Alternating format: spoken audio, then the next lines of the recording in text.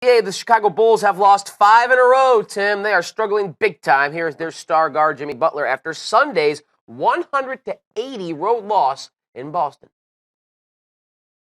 When the game gets out of control like it has the last couple games, it looks that way because they get a lot of easy ones, especially whenever we crash all 5 and then they just throw the ball over the top for run-out layups because we're all trying to get it back at one time. We all want to be that guy to get us back in the game instead of, one at a time, one stop at a time, 2 stops. That's where it looks like the effort is lost. But I don't think the effort's lost. It's just we're not doing the simple things. So now the game's really getting out of hand instead of just, taking it a possession at a time. Yikes! Dumpster fire sitch we got brewing with the Bulls here. They scored just 9 points in the first quarter of this L against the Celtics. They've lost 5 in a row, like I said. They're now 10th in the East, a game and a half out of a playoff spot. How can the Bulls extinguish this fire? Well, I think it starts at the top, meaning with Jimmy Butler and Dwayne Wade.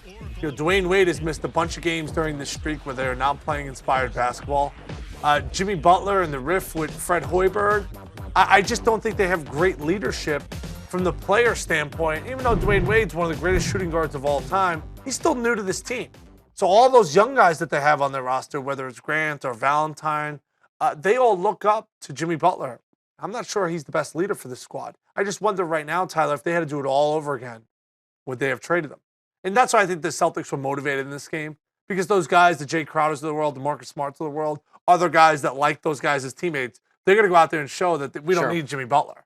But I actually thought the Celtics, for them to win this year, they needed to go out and see if they can make that move. And I thought Jimmy could be the answer for them. So I think there's no hope with the Bulls.